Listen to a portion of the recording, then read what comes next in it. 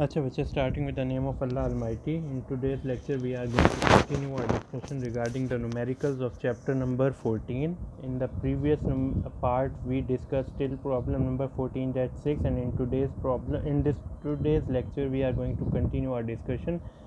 As you can see on your screen that it is 14-7, our next numerical.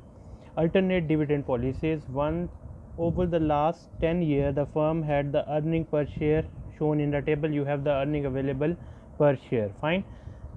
Later on, in different requirements we have different plans, and what we have to do, we have to calculate the dividend as per the plan prescribed in particular requirements. As long as requirement A is concerned, if the firm's dividend policy was based on constant payout policy of 40% for all year with positive earning and 0% otherwise, what would be the annual dividend for each year? In simple words वो क्या कह रहे हैं आपको कि आपके पास earning per share दी हुई है, जहाँ जहाँ आपको अर्निंग आ रही है पॉजिटिव अर्निंग, तब तो आप उनका 40% देंगे विद पॉजिटिव अर्निंग और 0% अदरवाइज। यानी अगर जब आपकी अर्निंग पर शेयर नेगेटिव आ रही है तब आपने क्या करना है, आपने कोई भी अर्निंग नहीं देनी। ठीक है। अब यहाँ पे कुछ बच्चों का कॉन्सेप्ट यहाँ पे आ जाएगा दिमाग में कि sir earning per share negative कैसे हो सकती है। नेगेटिव यही होगा कि आपने लॉस में चले गए कंपनी, तो आपका जो नेट प्रॉफिट आना था उसकी जगह नेट लॉस आ गया। नेट लॉस को नंबर ऑफ शेयर्स पर जब डिवाइड करेंगे तो अर्निंग पर शेयर क्या आ जाएगी, आपकी नेगेटिव आ जाएगी। ठीक हो गया। अच्छा, अब हम इसी को सॉल्व करते हैं।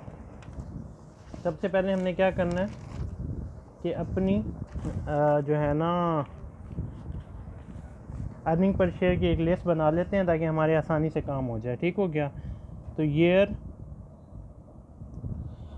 2003, 2004, 2005, 2006, 2007,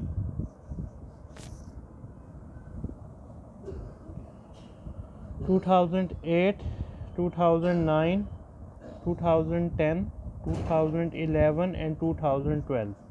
ठीक हो गया। ये हमारी आ गई, ईयर्स आ गए। अर्निंग पर शेयर कितनी दी हुई है, 0.25 माइनस 0.50, 1.8, 1.20, 2.4, 3.2, 2.8, 3.2, 3.8 एंड $4। ये तो हमारी आ गई अर्निंग पर शेयर की लिस्ट। तो रिक्वायरमेंट नंबर ए में वो हमसे क्या कह रहे हैं, यू जस्ट हैव टू पे 40% for all years with positive earning. आपने इस तमाम जो वैल्यू दी हुई है इसका 40% एज ए डिविडेंड देना शुरू करना है। ठीक हो गया। तो पहले साल जो आपका डिविडेंड आएगा वो कितना आएगा, 0.10। दूसरे साल में क्योंकि अर्निंग नेगेटिव है हम $0 डिविडेंड देंगे, हम कोई भी डिविडेंड नहीं देंगे। इसके बाद 1.80 का 40% लेंगे, 0.72, फिर 0.48, फिर 0.96, फिर 1.28, फिर 1.12, फिर 1.28, फिर 1.52 एंड 1.60। ये हमारा सॉल्व हो गया ए पार्ट। ठीक हो गया। इसके बाद हमारी कहानी क्या है, वो कहते हैं कि अगले साल बी रिक्वायरमेंट में पढ़ें, if the firm had a dividend pay out of $1 पर share, if the firm had a dividend payout of $1 per share, increasing by 1.10 per share whenever the dividend payout fell below 50% for 2 consecutive years, what annual dividend would the firm pay each year? वो कहते हैं if the firm had a dividend payout of $1 per share, उन्होंने कहा, हमने कहा $1 पर share आपको dividend मिलेगा। ठीक है। इंक्रीजिंग बाय $0.10, जब हम उन सालों में $0.10 डिविडेंड देंगे whenever the dividend pay out fail below 50%, जहां आपको लगेगा कि डिविडेंड पे आउट जो है आपका वो 50% से कम हो गया फॉर 2 कंसेक्टिव ईयर्स। ऐसे 2 साल जब आपका डिविडेंड पे आउट रेशियो 50% से कम आ रहा है, तब आप क्या करेंगे, what annual dividend would the firm पे, तब हम अपना जो क्या नाम है dividend, what annual dividend would the firm पे ईच है, तो हमने कितना डिविडेंड, अब डिविडेंड पे आउट रेशियो क्या होता है, डिविडेंड को की वैल्यू को मैयर करना है with the earning per share, और उसकी वो वैल्यू कैलकुलेट कर देनी है। जब आपका 50% से कम अमाउंट आ जाए फॉर 2 कंसेक्टिव ईयर, तब आपने क्या करना है, अपना डिविडेंड क्या कहते हैं, आपका जब अर्निंग पर शेयर 2% से कम डिविडेंड पे आउट रेशो 50% से कम आ जाए फॉर 2 कंसेक्टिव ईयर, यानी एक साल अगर 50% से कम आ गया तब आपको कोई परेशानी वाली बात है, लेकिन दूसरे साल आ गया तो आपने $1 को इंक्रीज़ कर देना है बाय $1.10। ठीक हो गया। अब हम यहाँ पे बात करते हैं बी पार्ट के अंदर। इस पार्ट की जिसे समझ नहीं आ रही वो दोबारा मेरी बातों को गौर से सुनने। मैं यहाँ पे कह रहा हूँ कि जब आपकी डिविडेंड पे आउट रेशो 50% से कम आई है, sir dividend pay out ratio कैसे निकालेंगे, हम जो भी डिविडेंड दे रहे होंगे उसको कंपेयर करेंगे विद अर्निंग पर शेयर। जब हम डिविडेंड को अर्निंग पर शेयर पे डिवाइड करेंगे you will get certain percentage. वो परसेंटेज अगर 50% से ज़्यादा है ठीक है, अगर वो परसेंटेज 50% से कम है और 2 सालों तक वो कम ही आ रही है, इसका मतलब है कि हमें $1 की जगह $1.10 देना है। फिर अगर 1.10 के बाद अगले साल फिर वो 50% से कम आ रही है, हम 1.10 में फिर 0.1% बढ़ा देंगे तो उस साल हम डिविडेंड देंगे 1.20। तो पहले साल हम देखते हैं कि डिविडेंड पे आउट कितनी आ रही है। ठीक हो गया। हम यहाँ पे सिंपल सा काम करते हैं, कैलकुलेशन कर देते हैं।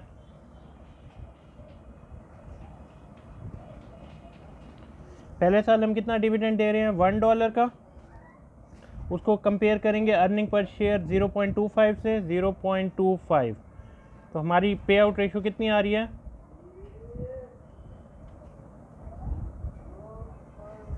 $1 जो हम डिविडेंड दे रहे हैं divided by earning per share पहले साल में कितने आई है 0.25, तो 0.25 तो हमारा कितना आ रहा है आंसर 4, यानी तकरीबन 400% आ रहा है, 400% आ रहा है। तो हमें टेंशन की बात नहीं है, हम ठीक डिविडेंड दे रहे हैं, $1 डिविडेंड देंगे।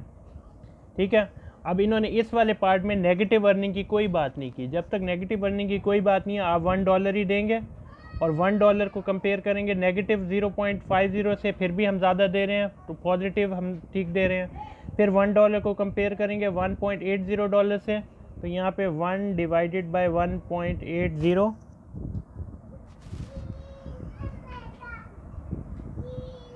मल्टीप्लाई 100, 50% से फिर भी ज़्यादा दे रहे हैं तो कोई टेंशन नहीं है। उसके बाद फिर देखें अगले साल में 1.20 divided by $1 divided by 1.20 multiply 100,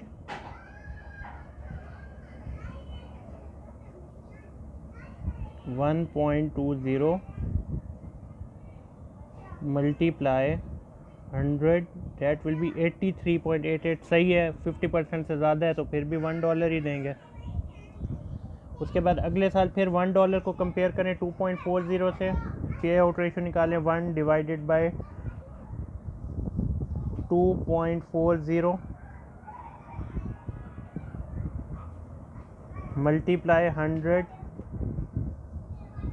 तो हमारा देखें आंसर आ रहा है 41%। सर ये तो अब 50% से कम हो गई है, लेकिन उन्होंने शर्त रखी थी फॉर 2 कंसेक्टिव ईयर, क्योंकि ये 50% से कम आ गई है 41%, क्योंकि ये 50% से कम आ गई है 41.67, लेकिन अभी ये 2 कंसेक्टिव ईयर नहीं है, इसीलिए हम इसे $1 ही डिविडेंड दे देंगे। इस बात को समझें कि हाँ $1 जब कंपेयर किया गया 2.40 से तो आंसर 41% आया, लेकिन 40% आया पहले ही साल। उन्होंने कहा 2 सालों तक अगर 50% से कम आएगी तब हम एक्स्ट्रा डिविडेंड देंगे, तो हम यहाँ पे क्या करेंगे $1 डिविडेंड दे देंगे। ठीक है। अब अगले साल कितना है 3.20। ठीक है, अगले साल आपको 3.20 आ रहा है, तो यहाँ पे मैं फिर क्या करता हूँ 1 डिवाइडेड बाय 3.20 मल्टीप्लाई 100। अब देखें कितना आ रहा है 31.25%, क्योंकि ये 50% से कम है और ये दूसरा कंसेक्टिव ईयर है जिसमें हमारा डिविडेंड की पे आउट रेशो 50% से कम आ रही है, तो अब हम जो डिविडेंड देंगे वो $1.10 का आएगा। ठीक हो गया। और इंक्रीजिंग बाय का कॉन्सेप्ट क्या है कि हर मरतबा उसमें 1.10 का इंक्रीज आपने शो करना है। ठीक है, तो अब ये 1.10 है, अगले साल का डिविडेंड 2.80 है, चेक कर लेते हैं। $1 डिवाइडेड बाय 1.20 नहीं सॉरी 2.80 डिवाइडेड बाय 2.80 मल्टीप्लाई 100 कितना आ रहा है 35%। तो अभी भी अब दोबारा 50% से कम आ रहा है। अब इस साल भी हमने 1.10 में 0.10 ऐड करेंगे तो इस साल का डिविडेंड कितना आएगा 1.20। दोबारा मेरी बात समझे बेटा, मैं ये कह रहा हूँ कि अगर आपके इस साल में, पिछले साल आपने 1.10 दिया, ठीक है, ओके फाइन, लेकिन इस साल में आपका जो पे आउट रेशो आया $1 विल बी कंपेयर्ड विद $2.80। ये जो $2.80 इसके साथ कंपेयर किया तो आपका आंसर आया 35%। अब ये क्या है कि ये 50% की रिक्वायरमेंट से कम आ रहा है, तो इसका रीज़न, तो इस वजह से पिछले साल के 1.10 में फिर दोबारा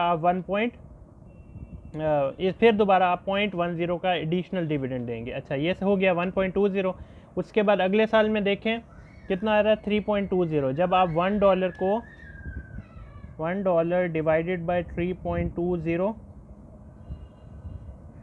मल्टीप्लाई 100 दैट विल बी 31.25। अब दोबारा आप देखें तो 31.25 50% से कम है, तो पिछले साल 1.20 में फिर 1.20 में 0.10 ऐड करेंगे तो इस साल हमारा डिविडेंड होगा 1.30। ठीक है, फिर उसके बाद $3 आपके साथ कंपेयर करेंगे, $1 डिवाइडेड बाय 3.0, ये भी आपका 50% पे आउट से कम है, आंसर आएगा। इस साल हम डिविडेंड देंगे 1.40। फिर आपका चौथे साल 4% है, $1 divided by $4, $1 divided by $4 multiply 100 करेंगे वो 25%। फिर 50% से कम आ रहा है, फिर आप 1.50 यानी 0.510 आप उसमें फिर एक वो और इंक्रीज़ करके डिविडेंड देंगे। तो बी पार्ट में उन्होंने क्या कहा था कि जब जब आपकी पे आउट रेशो 50% से कम आए फॉर 2 कंसेक्टिव ईयर तब आप 0.10 का एडिशनल डिविडेंड देंगे। आप $1 यहाँ पे आपका पे आउट रेशो 50% से कम आई थी, लेकिन ये कंसेक्टिव ईयर नहीं था, तो हमने इस साल भी $1 ही दिया था। लेकिन अगले साल में फिर आपकी 50% पे आउट रेशो से कम आंसर आया था, तो आपने उसमें 0.10 का इजाफा किया, फिर 50% से कम आया तो फिर 1.20 का गया, फिर 0.10 से गया, फिर 1.30 गया, फिर आपका 0.10, फिर आपका 50% से कम पे आउट रेशो गया, फिर आपने 0.10 बढ़ा दिया, फिर आपका 50% से कम गया तो आपने 0.10 से डिविडेंड फिर बढ़ा दिया। तो इस तरह आपका बी पार्ट भी सॉल्व हो जाएगा। अब आ जाते हैं सी पार्ट के ऊपर। सी पार्ट में कहते हैं if the firm policy were to pay 0.50 पर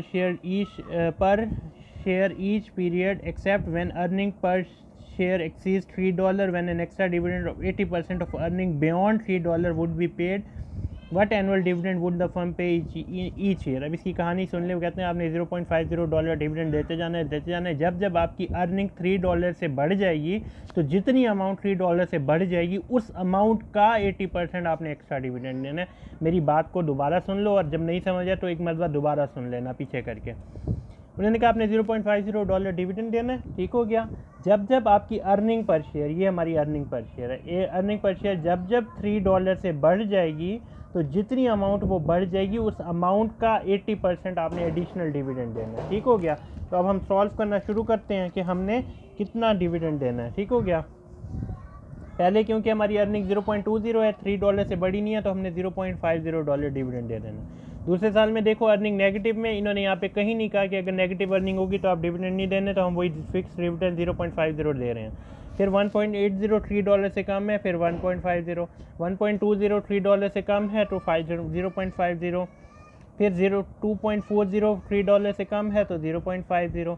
अब देखें इस साल में 3.20 यानी $3 से ज़्यादा अर्निंग आ गई है, ठीक है। तो जितनी अमाउंट ज़्यादा है, कितनी अमाउंट ज़्यादा है, 0.20 ज़्यादा है, तो हम कहेंगे ये 0.20 ज़्यादा है, इसका 80% आपने एक्स्ट्रा डिविडेंड देना है। तो जब आप इस अमाउंट का 80% निकालेंगे तो वो आपके पास नियर अबाउट 0.16 आएगा। तो आपने अपनी पिछली 0.50 में इतनी एक अर्निंग इंक्रीज़ कर देनी है, तो यहाँ पे आपका आंसर आएगा 0.66। अगले साल देखें फिर कितना आ गया 2.80। 2.8 $3 से कम है तो आप अपना रेगुलर डिविडेंड 0.50 का दोबारा दे देंगे। उससे अगले साल 3.2 आ गया, फिर वही 0.2 आपका बढ़ गया, 0.2 का 80% निकालेंगे, डेट विल बी 0.66। फिर 3.8 आ गया, 3.8 क्योंकि $3 से ज़्यादा है उसका 80% निकालेंगे, तो वो आपके पास तकरीबन 0.64 ज़्यादा आएगा। तो जब आप उस 0.64 को 0.50 में ऐड करेंगे आपके पास 1.14 डॉलर डिविडेंड आएगा। फिर आ गया $4 के $3 से बड़ा है, और $1 का 80% लेंगे 0.80 ज़्यादा आएगा, तो 0.50 प्लस 0.80, तो टोटल डिविडेंड आपका 1.30 आ गया। इसका डी पार्ट हम स्किप करेंगे और बस ये आपका क्वेश्चन सॉल्व हो गया। अगले क्वेश्चन में मैं अगली वीडियो में मिलता हूँ। Thank you so much.